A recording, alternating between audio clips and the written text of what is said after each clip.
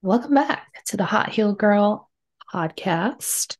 Today we are chatting a mini-sode on hormones, specifically PCOS and blood sugar, because I feel like I've been chatting with people about that recently. So Courtney's like, I'm just gonna sit back and chill. I love that for me. I Just really kidding. do. Courtney doesn't sit back and chill if you guys have listened to the podcast at all. No way. I will today. I am all for it. All right. I'll take notes. Take notes. I mean, like I said, I feel like you have things to say Oh on blood yeah, sugar, but I'm sure. But for now, for dun now, dun dun, it's Emily's show. yeah. So we're just gonna keep it a mini-sode today, and just like a brief.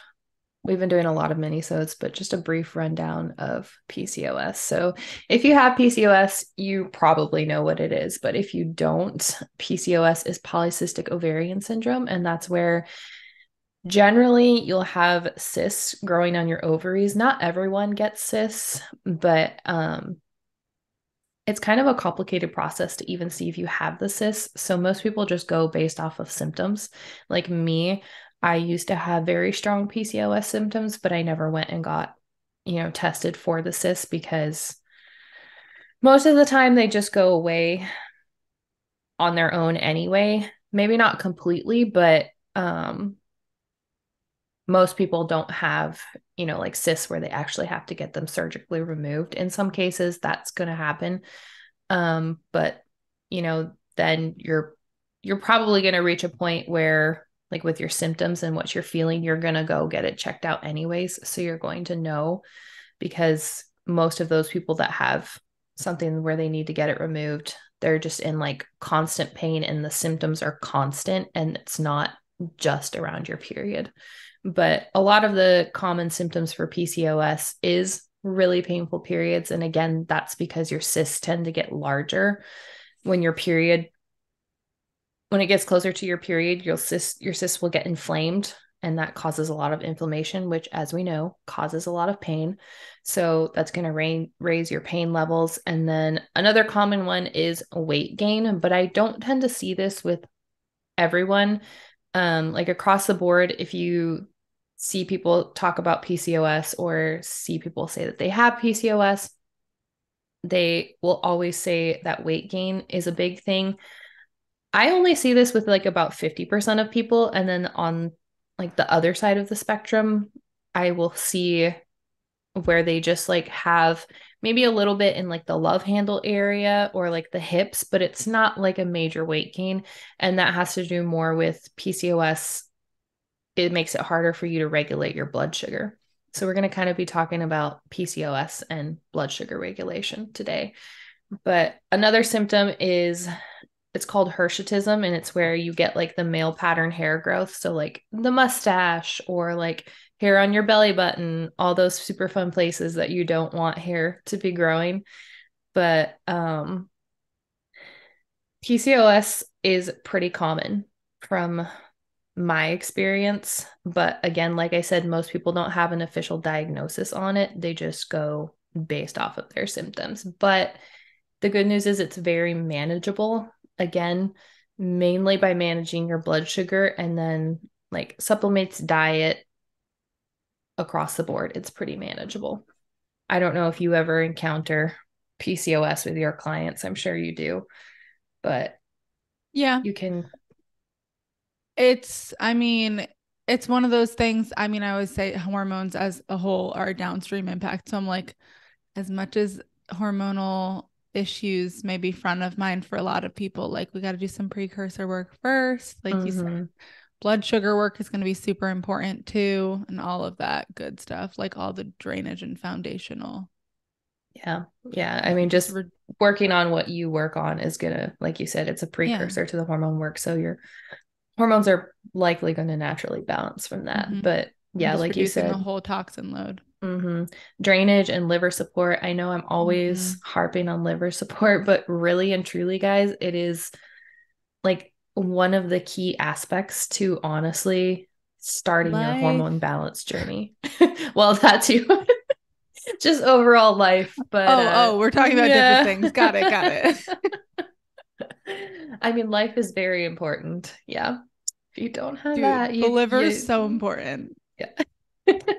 It is, but I don't know why, but almost everyone that comes to me for hormones, it's like they're just overlooking the liver. It's they, like you said, they want to jump right into hormones, Yeah. all things Yep. hormones, but you have to start before that. Yeah. You really have to. It takes like a solid 3 months, honestly, of working on the foundations and the liver and the drainage and the blood sugar support, and that's gonna start balancing your hormones. But it takes a good solid 3 months before you're gonna see any type of change. Hmm. Yeah. I mean, that's the thing. Like, for people that have hormonal issues, right, my heart definitely goes out to you. Like, I'm not saying it's something that's easy to deal with, but it's something that like you're not you're working on month one, two, and three, but like, okay, you have to be patient, right? Because we're not doing direct hormone work. We're doing the things that impact the hormones. Mm-hmm. Hormones So, are the pickiest things on the planet, and mhm, it sucks because like obviously as a woman, they're fluctuating all month long, so it's not just like a flat line across the board. They're going mhm, up, they're going down. You have more estrogen at one time, you have more progesterone at a different time. Your testosterone could be out of balance, and again with PCOS, you usually do have more testosterone. mhm, So it's not it's never a one size fits all, and it's mhm. never just a linear upward motion with hormones. They are always the last thing to balance. Always. It doesn't matter if you go Yep. in with the intention to balance hormones, it's going to be the last thing in your health as a general rule that is going to balance out. But once it does, it's worth it. But it is a process, and it's usually not an immediate, like flip of the switch. And anyone that tells you there's a quick fix is lying. Sorry. Yeah. We're just going to be honest with you about that one. But as far as hormone goes, right? Like the tell me why they're the last thing. Because um your body doesn't view reproduction as a life source. It doesn't view it as something essential to keeping you alive. And Mm-hmm. so it's going to focus on everything else first, because everything else is essential to keeping you alive. Like you don't need to be able to have a baby. Obviously that's essential to keep life going, but as far as you personally, it's not essential to keeping you alive at the moment. And Mm-hmm. we talk about stress all the time. Everybody's stressed out. And when you're stressed out, your body is literally just trying to survive, it's trying to stay alive.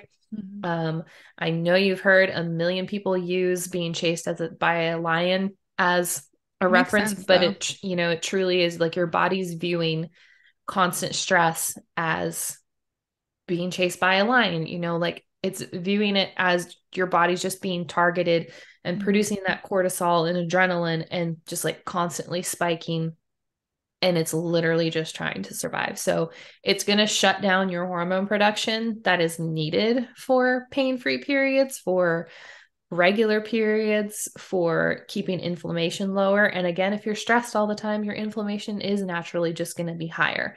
And so that's going to lead to more pain in your body. Mm-hmm. But yeah, it's the last thing to balance, because it is the last thing that your body like switches back on. Mm-hmm. Yeah, it's not a necessary function for living. Same as hair growth. When people are losing hair left and right and they're like, I need to regrow my hair. I'm like, no, you don't want to Mm-hmm. hear this, but it's going to take some time for it Yeah. to just come back in because it's not essential. I Mm-hmm. mean, yeah, you don't want to be bald, but it's not essential for being alive. Yeah. And I see that all the time, with it. People call it a side effect of hormone imbalance. And yes, when you have Sometimes. blood sugar imbalance or thyroid is the most common I see with hair loss. But again, like you said, a lot of it just goes back to stress. And yeah, stress. Just fix your stress, guys. Work on your stress. Um, Drainage, liver. You've got to start with those. You can't just jump in with a hormone supplement and expect it to fix everything. Yeah, Um, like you can take inositol until you're blue in the face, but if you haven't worked on all the other things, it's not going to actually work. I love inositol for Me PCOS. I too. really, really do.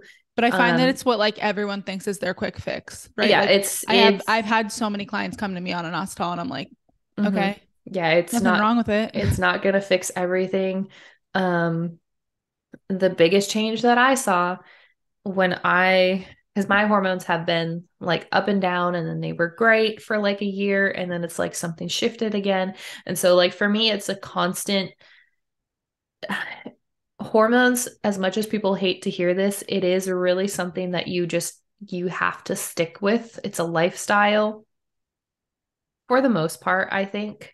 I mean, I Um, think that anti-inflammatory living, let's be real, is a yeah, lifestyle. So I fully agree. yeah. It's just if you want to, truly keep them balanced, it really is just something as a lifestyle that's not going to say that you can never, like do the quote unquote bad things, because obviously you can. We're all about balance here, but you want to keep that baseline going through the Yeah. majority of your life to keep everything, in line. And there's a saying that you can't heal doing the things that made you sick. And it's the same thing, right? Like you can't Mm-hmm. heal doing those things. And then once you heal, if you go back to those things, you will get sick again, whatever sick looks like for you, right? Is it hormone imbalance? Is it gut imbalance? Is it skin issues? Whatever that may be for you. It just, I think all of it's kind of a lifestyle switch. Like if you want long-term, like sustainable differences in your life so that you don't have to keep going to a practitioner every couple of years, like you said. Mm-hmm.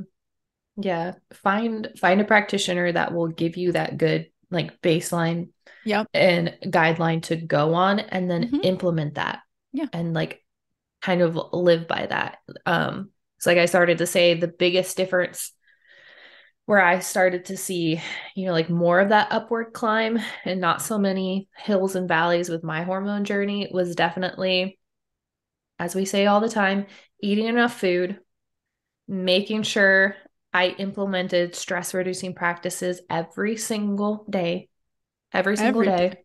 day. Not just once a week. Not just once a week. No.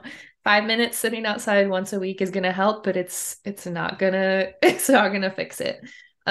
Really working on my sleep, and again, enough food.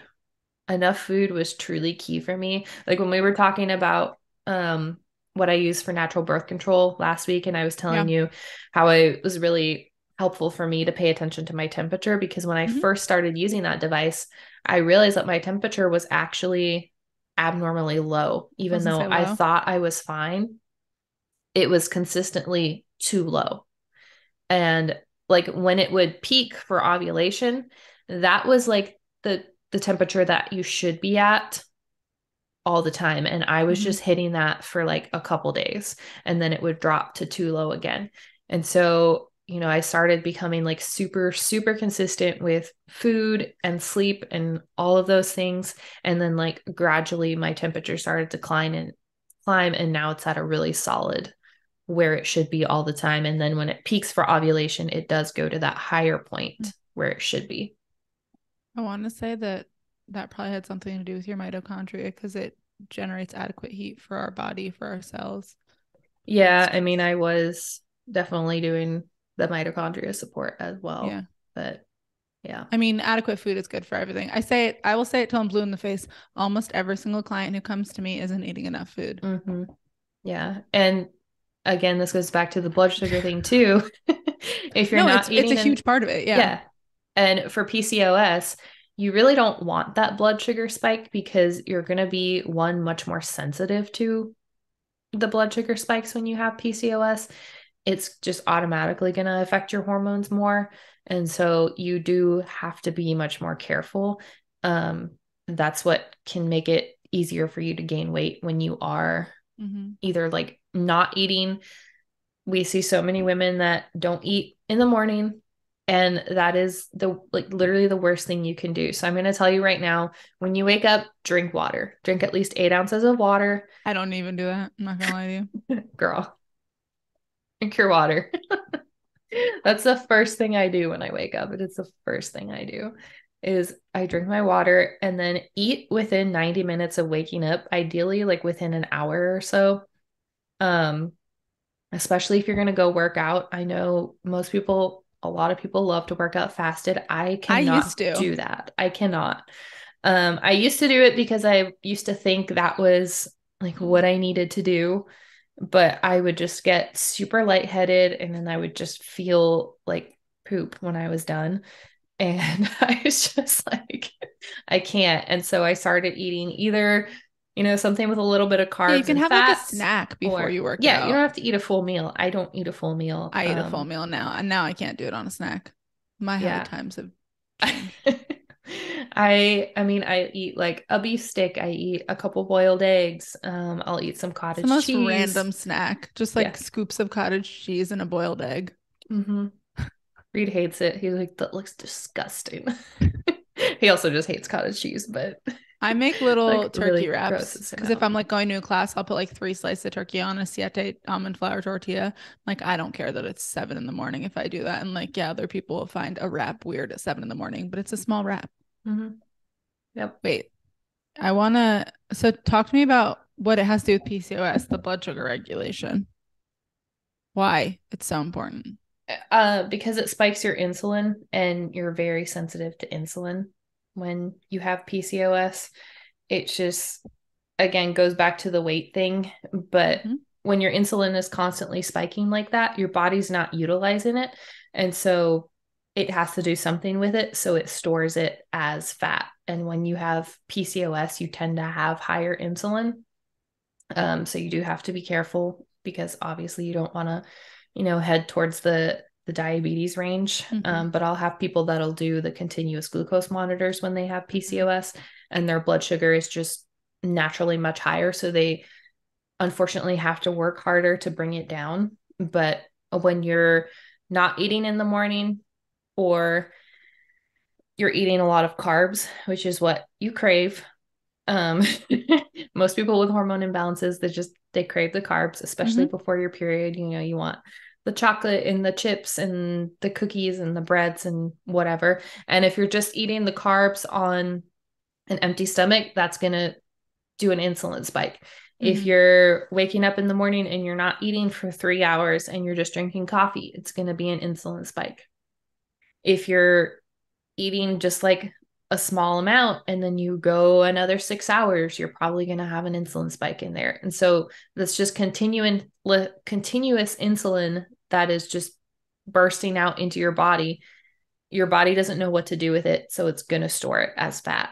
And so Mm-hmm. if you're someone that does have PCOS or any type of hormone imbalance and you feel like you just can't lose the weight or you're just putting on weight and you don't want to be, look at what your eating patterns are like. Look Mm-hmm. at what you're eating in the morning. Are you drinking coffee before you're eating? That's a huge one. I make all my clients, every single one, stop drinking coffee before eating. Everyone hates it, but it is really, it's such a simple thing Mm-hmm. that's going to eliminate those insulin spikes in the morning. And it's so easy to do. You just have to eat something, ideally a protein or a fat. Don't eat just a carb and then drink your coffee. Like, don't That's have not a gonna help you. bagel and then drink coffee.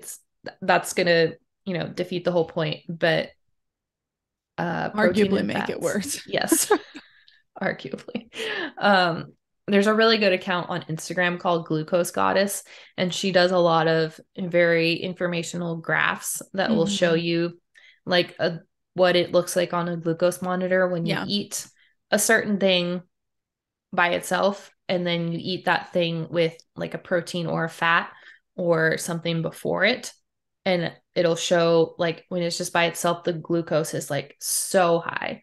And if you eat it combined with something else, it's a much more stable level, like a very natural Mm-hmm. spike that happens. And if you can afford it, if you want to do it, I think the continuous glucose monitors are very helpful for some people just because it makes them see like certain foods that they think are fine or that they really like or are having a hard time giving up, that they are actually causing more of a spike than they think they are. Mm-hmm. I mean, you could also even go to a drugstore and get like a $12 glucose monitor that you prick your finger every Yeah, time. you can do that too, for sure. Those are also almost always covered by HSA because it's like a It's a fun tool. medical Yeah, it's a device. fun medical So, tool. yeah. Okay, so talk to me about balancing your blood sugar a little bit. Like what I know just briefly, because we've talked about it before, but like, okay, so don't drink coffee first thing in the morning. Got it. What else? What should people be sticking to in terms of eating enough food and in terms of like balancing? Like I know no naked carbs, but like what does it look like for a lot of people? So, like I said, eating within 90 minutes of waking up, meals before coffee. Coffee is not a meal. Please don't be having coffee as a meal. I know people who do Even, it. They're like, I put collagen in there. And I'm like, that's yeah, not. I was just about to say, even if you're putting collagen in your coffee, even if you're putting MCT in there, it's going to help stabilize it a little bit, but it is not a meal. It is not a meal. If you Don't want don't be to, substituting I'm it. say, if you want to hear our opinion on collagen, it's not that we don't like it. It's that it's not a complete protein. Mm-hmm. And generally, like if you're just putting one scoop of collagen, like me, my one scoop of collagen in my coffee, yeah, I put collagen in my coffee every day, but I have my coffee after my breakfast and it's only 9 grams of protein. Ours is So, 7. Yeah. like, yeah, like if you're putting, you'd have to put like 3 scoops of collagen in your coffee to even make it, you know, I'm using air quotes here, like enough protein. But even still, there's really not any substance to it. So No, it's not going to mitigate your that blood sugar spike really. it's not as easily absorbed when it's in your coffee. And that's not to say it's not absorbed by your body, but it's not utilized the same. Mm-hmm. Anyways, so since you're saying what is enough protein that people need to know per So meal? my general rule is a gram per the amount of your ideal body weight. So like my ideal body weight ranges like around 145 to 150. So I like aim for 140 to 150 grams of protein usually is what I shoot for. Um, so like if you're trying to lose weight and you want your ideal body weight to be like say 130, then you're going to eat 130 grams of protein. If you want your ideal body weight to be 160, you're going to try to shoot for 160 grams of protein. And I do personally like tracking my protein grams just because it makes me very conscious of how much I'm eating because sometimes you think you're eating enough, Yeah. but until you actually look at it and like the amount that you've had during the day, like sometimes I'll enter what I've had and I'm like, I totally had enough. And I get there and it's like 120 grams of protein. And I'm like, okay, I need to eat something else so I can at least hit that goal. And I know that is a little bit can be triggering for some people to do macros. Tracking's tricky. Yeah. I don't do complete macros. I literally just enter the protein foods that I ate and I use the free Mm-hmm. version of MyFitnessPal. I don't look at anything else. I know sometimes it'll enter like this food is high in fat. Like you only are supposed to have 75 grams of fat. They And like I'm just like, really bully people. My yeah, fitness I'm just pal, I'm like, not gonna lie. fuck you, my fitness pal. But that's just like my mindset. I have never had an issue around eating. I've never had an issue around food. So if that is something that kind of triggers you, then maybe don't do that. But I do find it is very helpful for women, especially because it's harder than it seems to Mm-hmm. eat that amount. I would also say if it's something that's triggering to you, what I would do instead is just keep like a log on your phone and Mm-hmm. just like, let's be real, know how much beef you eat each time you eat beef, know how much chicken, whatever, and just know how many grams of protein there is in it. And then just add it up so that it's a little bit easier for you Yeah. instead of, I mean, if that is triggering for you.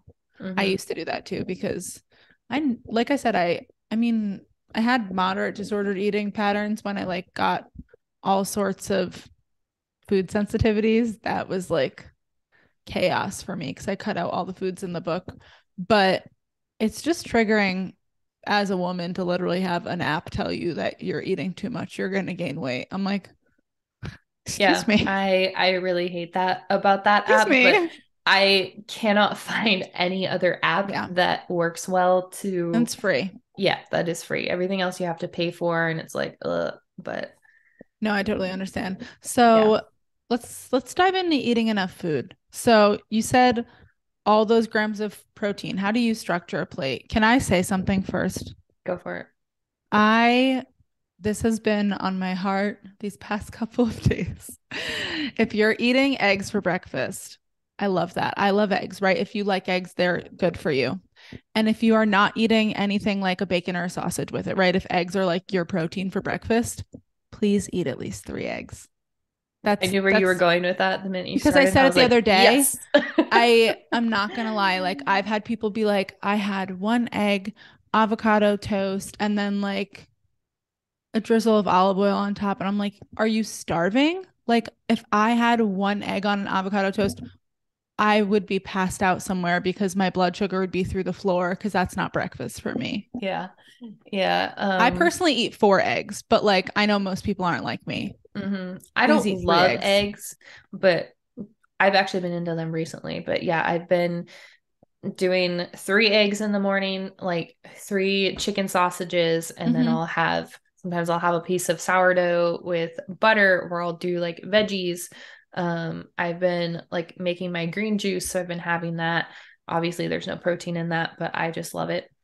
But yeah, I've been super into watching YouTube videos lately and like the health YouTubers, and there's so many of them that literally have an egg on, like you just said, the exact thing you said, avocado toast and an egg. And I'm like, That shit makes me go insane yeah, because I'll have there's, clients come to me with food logs and that will be their food log. And I'm like, hey, what else are you having for breakfast? And they're like, that's it. And I'm like, 1 egg is nothing.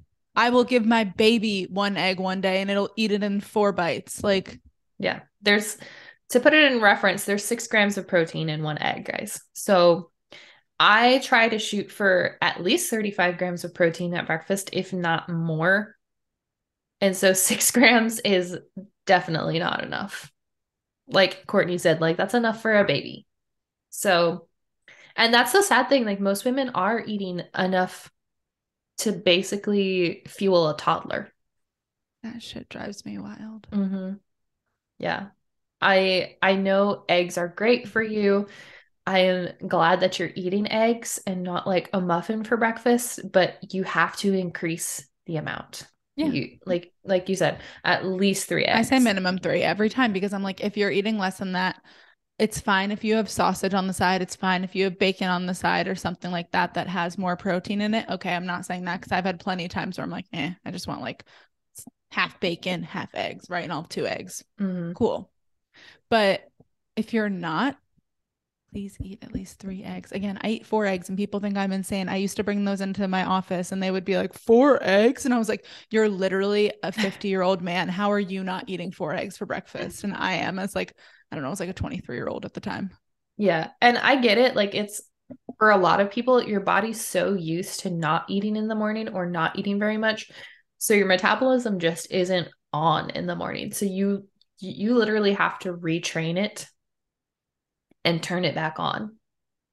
Because I used to admittedly, like in my very early 20s, be like that. I just didn't, I wanted, I got up and I wanted to do things. I didn't want to make breakfast. And so I would like make a smoothie, or I would eat 1 or 2 eggs with an avocado toast. I admit it, I was guilty of doing that. But that like over time kind of did kill my metabolism, and so I just wouldn't be hungry when I woke up, and so I'd be doing all the things and it'd be like 11 o'clock and I hadn't really eaten anything yet. And so Courtney's over here like I'm horrified, but passed out. Yeah. I know it was not good, and like look where that put my hormones. But don't take my advice, don't be like me. But if you already are at that Do as point, I say, not as I do. No, I'm exactly. just I was kidding. 20, I You do didn't it know any now. better. Yeah. Here's me giving you guys the advice so you don't have to go through that. But Yeah. if you already are at that point, you just have to eat something. If you have to start out with 1 egg, and then like 30 minutes later eat another egg. Yeah, like Do that's that, fine. but you've got to start doing something to kickstart your metabolism. Yeah, I like woke up pretty early today and I ate a jerky within like 20 minutes of waking because I was like, I know that I need something. And then I didn't eat my full breakfast until probably an hour and a half later because I was like, not that hungry. It's still only like 7 a.m. It's If I eat funny my because breakfast, the earlier I wake up, the hungrier I am. oh no, me too. But if I know if I eat my breakfast at 6 in the morning, then I'll have to have lunch in this podcast. And that's just not a thing for me. Like we Yeah. can't fit that into the schedule. Honestly, I kind of have like two breakfasts most mornings because like you all eat like a little bit of something when I first wake up, and then like an hour and a half later, then I'll eat my big breakfast. But Yeah. also a lot of times like I'm going to the gym, so I'll eat something before I go to the gym, and then my big breakfast will be after I get back. Yeah, I used to dabble in that and now I just don't like it anymore. I feel stronger when I lift on like a full breakfast. My stomach just can't do that. It can't. I will feel And sick. I used to do super early morning workouts. So initially I started eating, I would eat like fat balls with like protein in them and stuff like that way back when for a while. And then I started like not really loving them at 5 in the morning. So then I started working out fasted. And then I wouldn't eat my breakfast till 8. Like that just doesn't, I couldn't imagine waking up at 5 and not eating breakfast till 8 anymore. Like what was going on? Was I okay? Clearly not. Were any of us okay? Like I initially I did always eat like fat bombs or I don't even remember what else. I would always make something for myself or I'd make those little egg cups and I'd eat one before. And then I got to a point where I was like, 5 in the morning food sucks. Now I don't give a Yeah. shit. Now I'm like, if I Yeah. don't eat at 5 in the morning and I go work out, I will be passed out and the people at my gym will have to call the ambulance because I will not be okay. I won't even be passed out. I'll just be an asshole. Actually, though, that is what happens. Yep. But yeah, I hope you guys liked that little brief. And ending on Courtney being an asshole. Okay, bye. It's fine. We both have things to do. I'm trying No, to I keep understand. it concise It here. was just a Courtney's really not great place to not an end. asshole, guys. We I don't know. care. We love her. I'm a hangry bitch, so So am I. I It's fine. That's most. so is my mom. So we work really well together. We always both bring snacks all the time. If people say that they're not a bitch when they're hungry, they're lying because everybody is. Some people can fucking internalize it, and maybe I'm just not one of them. It's because you're healed. We have learned not to internalize our emotions. Oh, is We've that let it? them out. Oh, Yes. okay. Okay, so Emily, tell people where they can find you if they want to learn more about PCOS and blood sugar balancing and your new hormone course. You can find me at Emily Joy Wellness, Instagram, website, TikTok. And yes, I am launching a new healed hormones course. So we will be covering all of those things and so much more. And like I said, yes, this is a hormone healing course, but it's going to address the basics. It's going to address the liver support. It's going to address PCOS, estrogen dominance, thyroid, all of the things, but it's going to give you the baseline of where to start and where to stay and what to do. And that baseline is going to, in turn, balance everything else, teach you how to balance everything else. It's going to teach you how to adopt it as a lifestyle, essentially. So you can find the links for that in my Instagram bio. I have a highlight on it. You can send me a message, send me an email. I will put the all of the links in the show notes. Yeah. It will be launching soon. So hopefully like within the next month or so. So if you want to be a part of that, it is going to be a smaller group. So you can apply for that if you want to be a part of that. It's not open to just everyone.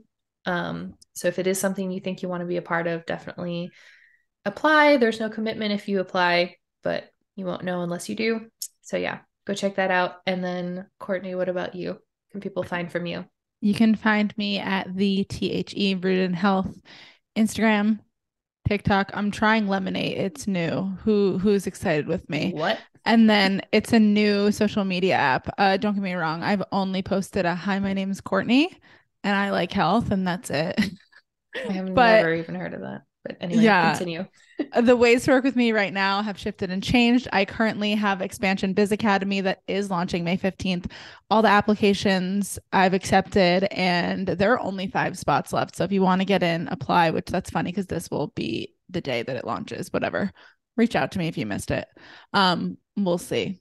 I don't know if there's still spots left. And our group healing course is going to launch in the summer because I realized that 2 launches at once was too much for me. So we put it off just a little bit. But you can apply below to my group healing course as well. It's launching this summer. So you can have your healthiest summer yet and then go into the fall living your best life. And then if you Truly, guys like this, please leave a rating and review. I know we haven't said that in a while, but we're like, oh yeah, we love this support. it We really does appreciate help it us, guys. It boosts us in the in the search engine. algorithm. You don't even have to leave a written review. Just drop some stars and it just helps. Just a bunch of thumbs ups. That could literally Yeah. be a review. Like they say, what is this a review about? And you say, good. And then just leave Great. 5 thumbs ups. All right. We hope you enjoyed that podcast. We will see you in the next one.